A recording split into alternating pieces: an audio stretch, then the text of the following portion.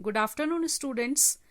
कल आप सभी ने देखा कि द्रव्यमान संरक्षण का नियम क्या कहता है। द्रव्यमान संरक्षण का नियम कहता है कि किसी भी अभिक्रिया में अभिकारकों की ओर और उत्पादों की ओर प्रत्येक तत्व के परमाणुओं की संख्या समान रहनी जरूरी है, तभी हम कह सकते हैं कि कोई भी रासायनिक समीकरण संतुलित है। तो रासायनिक समीकरणों को कैसे संतुलित किया जाता है, इसके लिए कोई निश्चित तरीका तो नहीं है, परंतु हिट एंड ट्रायल मेथड है जिससे हम कक्षा 10 में रासायनिक समीकरणों को संतुलित करना सीखेंगे। पहला उदाहरण हम लेते हैं। एक अभिक्रिया आपको दी गई है, Fe plus H2O gives Fe3O4 plus H2। अभिकारकों की ओर हमारे पास है लोहा और जल, और उत्पाद जो निर्मित हो रहा है वो है Fe3O4 और हाइड्रोजन गैस। अब इस अभिक्रिया को हमें संतुलित करना है। ये था पहला स्टेप जिसमें हम रिएक्शन को लिख लेते हैं। सेकेंड स्टेप में हम एक सारणीय टेबल बनाते हैं। इस टेबल में पहले कॉलम में आप तत्व लिखेंगे, दूसरे कॉलम में अभिकारकों में परमाणु की संख्या या लेफ्ट हैंड साइड, और तीसरे कॉलम में उत्पाद में परमाणुओं की संख्या या राइट हैंड साइड।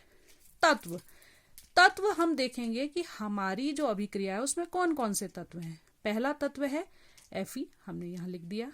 दूसरा तत्व है हाइड्रोजन, हमने यहाँ लिख दिया H, और तीसरा तत्व है ऑक्सीजन। इसके अलावा तो कोई और तत्व नहीं है अभिकारकों में।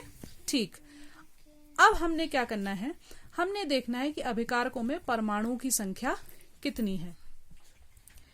Fe, बाईं ओर आपको कितने Fe दिख रहे हैं? 1।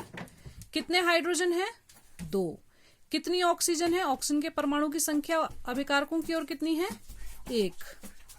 ठीक, दाईं ओर उत्पादों में परमाणु की संख्या चेक करेंगे। Fe कितने हैं? 3। हाइड्रोजन कितने हैं? 2। दिख रहे हैं ना, हाइड्रोजन 2 हैं। और ऑक्सीजन कितने हैं हमारे पास?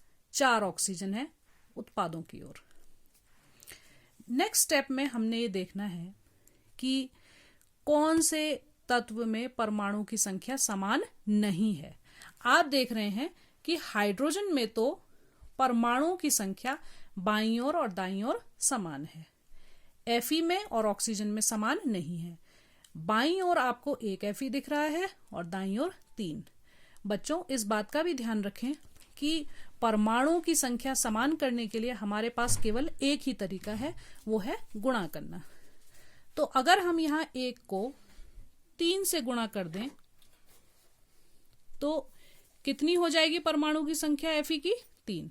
तो संख्या बराबर हो गई ना, तो हमारा Fe भी संतुलित हो गया। ठीक, ये जो 3 संख्या है ये हमें कहाँ लिखनी होती है, कहाँ प्रदर्शित करनी होती है? हम स्टेप 3 में देखेंगे कि हमने 3 Fe के आगे लिख दिया अभिकारकों की ओर।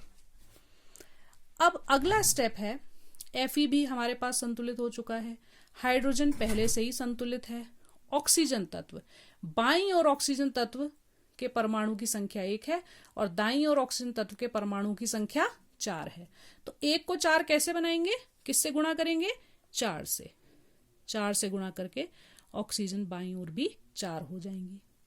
अब आपने देखना है कि बाईं ओर यानी कि अभिकारकों की ओर ऑक्सीजन कहाँ है, किस में उपस्थित है? जल में उपस्थित है, H2O में। तो आपने 4 इसके आगे से लिख देना है, क्योंकि हमें ऑक्सीजन को संतुलित करना था, 4 से गुणा करना था, तो हमने यहाँ 4 से गुणा कर दिया, 4 को आगे पर लिख दिया। तो बाईं ओर भी ऑक्सीजन 4 हो गई और दाईं ओर भी ऑक्सीजन 4 है। ठीक, परंतु इससे एक समस्या आ गई है। क्या समस्या? जब आपने 4 को गुणा किया H2O के साथ तो हाइड्रोजन तत्व की संख्या बढ़ गई। हाइड्रोजन कितने हो गए? 4 दूनी 8। बाईं ओर हाइड्रोजनों की संख्या भी कितनी हो गई? ऑक्सीजन को बराबर करने के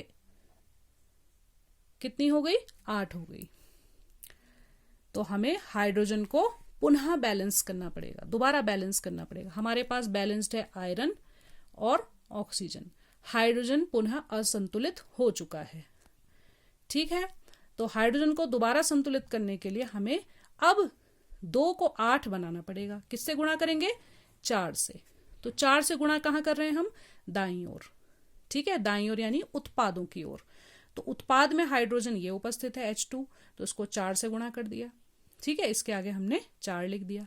अब आप देखेंगे कि सारे के सारे तत्व दोनों ओर बराबर परमाणु की संख्या में है।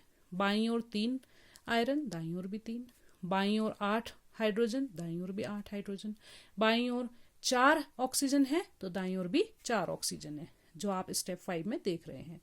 3 आयरन, 3 आयरन, 4 दूनी 8 हाइड्रोजन, 4 दूनी 8 हाइड्रोजन, 4 ऑक्सीजन और यहां भी 4 ऑक्सीजन। ठीक, अब अंतिम चरण किसी भी अभिक्रिया को संतुलित करने का है कि हम अवस्थाएं लिख देते हैं कि आयरन कौन सी अवस्था में है। आयरन है ठोस अवस्था में, जल लिक्विड अवस्था में, Fe3O4 सॉलिड या ठोस अवस्था में, और H2 हाइड्रोजन गैसीय अवस्था में है। तो बच्चों, आपको कुछ समझ आया होगा कि रासायनिक अभिक्रिया को कैसे संतुलित करते हैं।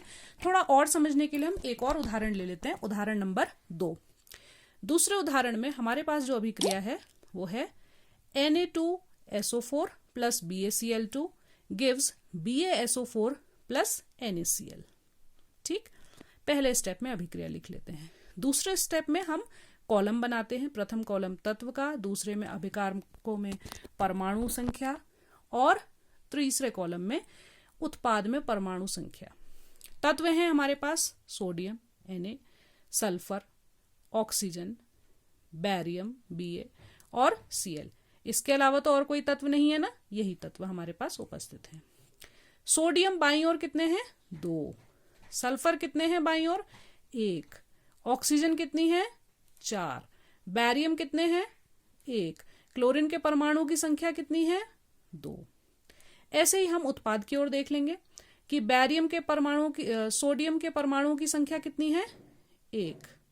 सल्फर के परमाणु की संख्या 1।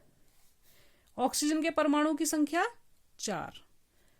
ठीक, बैरियम के परमाणु की संख्या 1। क्लोरीन के परमाणु की संख्या कितनी दिख रही है बच्चों? 1। अब हमने देखना है जो बराबर हैं। बराबर कौन है? संतुलित है। सल्फर भी संतुलित है, ऑक्सीजन भी संतुलित है, बैरियम भी संतुलित है। दोनों ओर समान संख्याएं दिख रही हैं, परंतु सोडियम संतुलित नहीं है। सोडियम बाईं ओर 2 है और उत्पाद की ओर 1 है, तो 1 को 2 बनाने का क्या तरीका है? 2 से गुणा कर देंगे। ठीक, जब आप दाईं ओर सोडियम को 2 से गुणा करेंगे तो आपकी रिएक्शन या अभिक्रिया ऐसी दिखेगी। 2 से गुणा किया आपने सोडियम को तो आगे से 2 लगा देंगे। गुणनफल में हमेशा ध्यान रखना है कि आगे से आपने वो संख्या प्रयुक्त करनी है जिससे भी गुणा करेंगे। जब आपने सोडियम को यहाँ 2 से गुणा किया तो सोडियम का यहाँ एक यौगिक था। क्या था? Sodium chloride. सोडियम के साथ क्लोरीन भी थी, तो क्लोरीन में भी 2 की गुणा स्वतः ही हो गई। तो क्लोरीन भी आपके पास कितने हो गए? 2 हो गए।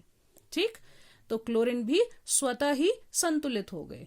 सोडियम को संतुलित करते करते हमारे क्लोरीन भी स्वतः ही संतुलित हो गए। तो किसी किसी रिएक्शन में ऐसा भी हो जाता है।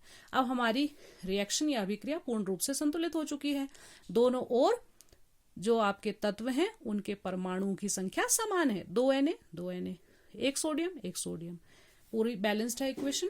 अब हम इसको इनकी अवस्थाओं के साथ लिखेंगे। सोडियम सल्फेट एक्वस या जलीय अवस्था में पाया जाता है, मतलब जल में घुलनशील अवस्था में। बैरियम क्लोराइड भी एक्वस होता है, जलीय विलयन लेते हैं हम इसका। बैरियम सल्फेट ठोस अवस्था में होता है, सॉलिड, और NaCl एक्वस अवस्था में देखा जाता है, यानी कि जलीय विलयन। तो ये हुआ संतुलित रासायनिक समीकरण।